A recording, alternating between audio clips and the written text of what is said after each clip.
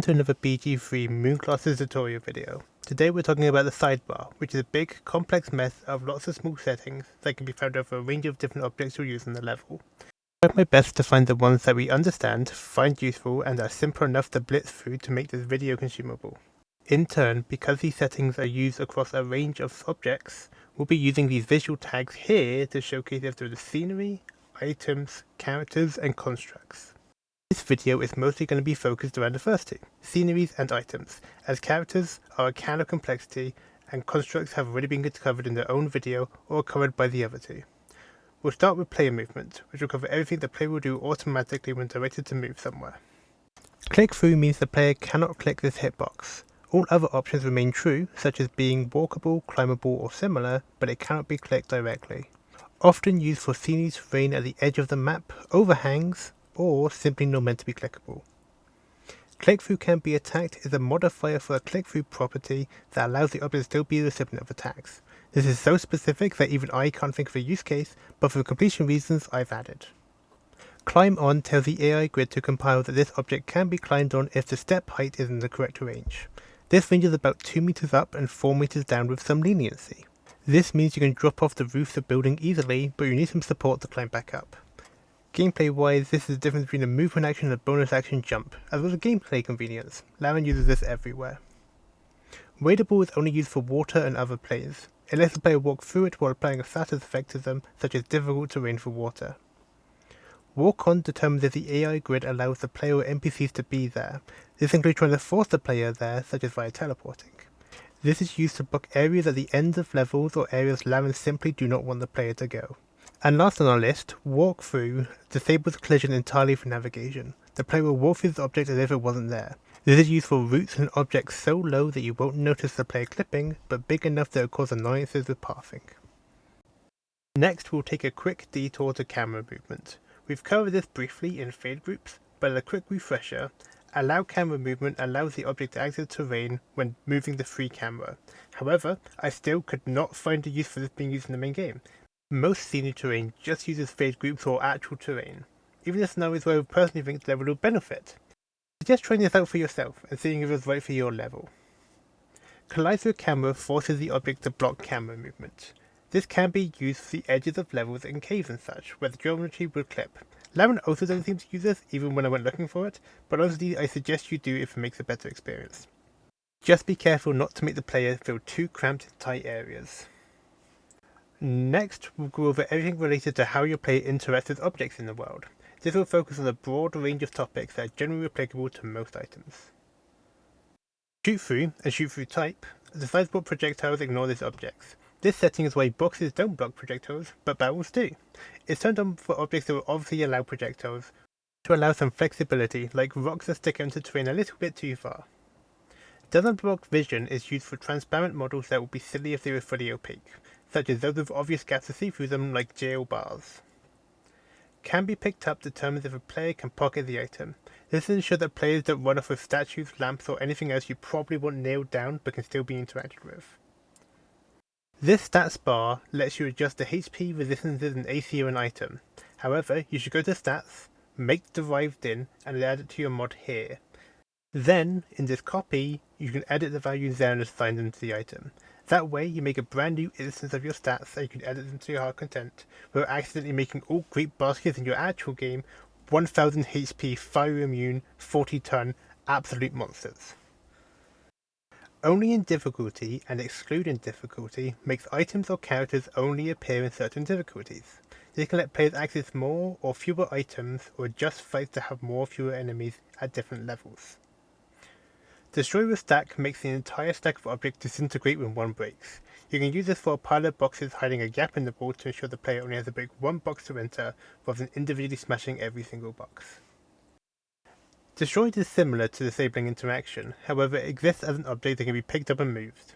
This is mostly used for actually destroyed items rather than gameplay interactions of items. In most cases, this value is really turned on when it needs to be.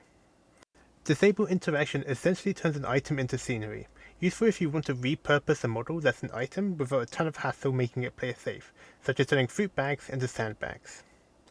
Hostile forces the player's default interaction to be to attack the object, useful for barricades and training dummies, or being an asshole. Moveable lets the player drag and move the object in the space. Again, disable this to make sure the things you want to nail down stay that way. Storage item is used to mark an item as critical to the plotline. It will transfer automatically when the player leaves the party, and cannot be sold to a vendor.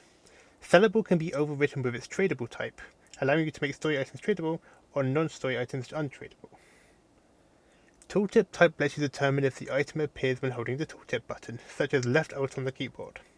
Right now, I can only get this to work if it's selected world and hover, as I'm entirely unsure what hover means in this context. Typically, this can be left as is, but you can use to highlight mundane items, or hide powerful ones in plain sight. Item state lets you change what happens when the player interacts with an item. This video won't go over this too much, as it's wildly out of scope. However, you can easily strip out functionality here if you want to limit an effect, such as these signposts only having an on-hover tooltip versus having interaction gear. With all that covered, next is all about appearances to ensure your world looks as it should. Receive Decals does what it says. If it's turned off, decals will not appear on this object. Useful for items you want to go on top of grime and mess without being affected by it. Cast Shadows also does what it says. There's very few reasons you would want to turn this off, but if you want to, you can do. Hide for minimap rendering is an entire video on its own. However, minimaps are generated manually and packaged with the level.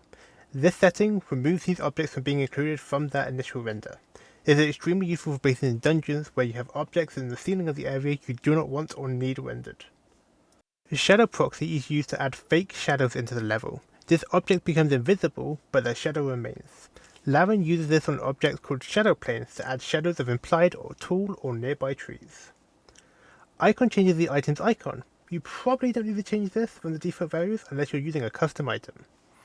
Doesn't block light seems obvious, but I generally do not know what it does. It doesn't disable shadows, it doesn't disable light or dark areas for in terms of sneaking. Just disable shadows if you're trying to block light, I guess. Decorative are objects ignored by AI checks and physics collisions. Laren uses this for cliff tops where no attack or AI would reach, but need to look pretty, such as in photo mode. This is mostly an optimization tool. Amount is how many of these objects are used in this model. Useful for putting a bunch of items in a small location without creating visual hell, such as 10 bombs over 3 stacks rather than 10 individual bombs. Description's lore changes the information the player gets when they inspect an item, press T in it in the open world, or mouse over it in the inventory. It can be used to make mundane items a little more interesting. Description's technical appears at the top of an item's tooltip and designed to give the technical explanation of what the item does. And finally, gravity determines if an item is affected by gravity. This sounds obvious, but this is used for wall-bounded items like signs and objects that pretend to float, such as things hanging from ropes. Note, if you use this, make sure the object supporting it is not breakable, such as a construct, and that you disable Moveable, mentioned earlier. Now, with the general stuff out of the way, we're going to go into some more niche applications or groups. First up is containers, such as locking them and unlocking them. Key ID will either assign a key or act as a lock. If you lock a container, there does not need to be a key somewhere in the world. Key is how we determine if it's a key or if it's a container. Any item can be a key, as in any item. It could be an actual key or it can be a toy sword. Lock difficulty class ID lets you set the DC for a lock container to be opened with Thieves tools. If you want a specific number, there are legacy IDs. However, I suggest you use the Laren pre-made difficulty classes most of the time. This item must be locked with an ID for lockpicking to work, but this does turn on the ability for it to be lockpicked. Now we can lock our containers. Let's adjust what's inside them. Treasure determines what spawns inside the container based on its loot tables. Loot tables are complicated enough for their own entire video. However, if the pre-made loot tables are not good enough, you can take a peek inside the madness here in the stats editor, into shared, into treasure table. Item lets you spawn a specific item in the container. This is helpful for adding a guaranteed drop without making a brand new loot table. If you want to mod your own game for easy access items that you can hide from your friends, this is the easiest and fastest way to cheat an item seamlessly into your world that is an outright spawning them on the ground. Treasure level and use party level for treasure, I couldn't get working. It does seem self-explanatory though. However, I'm unsure how it functions precisely to be able to test it. I would imagine it upscales loot, similar to how vendors upscale and downscale in the actual game. However, I didn't find a loophole that dynamically works with this to guarantee this. Use at your own discretion. Treasure on Destroy lets the items or containers spill out onto the ground when a container is destroyed. If this is disabled, the items are deleted. And finally for containers. Treasure UI type changes the interaction noise and the color palette of the UI. Again, you typically don't need to change this, but you can if you want to. Moving on to more specifics, let's quickly talk about traps. Traps means it can be disarmed and the character will avoid walking on it. However, the actual effect of triggering the trap will not assign it here. That's its own video yet again. This will typically be on by default when needed, however you can assign this to anything if you wanted to. Disarm difficulty class is assisted lockbreaking difficulty class. Same logic, same ranges. And the last thing for this very long video is blood. Blood surface and blood type. These only appear if you do actual damage that is not lethal. These create visual effects that do not spawn surfaces. Typically you do not need to change this, but as many of these options you can if you want to. And I think, maybe, that's probably everything you need to know for the quickfire sidebar information tutorial. That's over 11 minutes of recording. There's obviously a ton more settings and lots of things to find here, many of which are complicated enough for their own entire video, but hopefully if you're just trying to tweak one small thing and you're trying to find a quick answer for it, hopefully it's here. With all of that said, until next time, happy modding.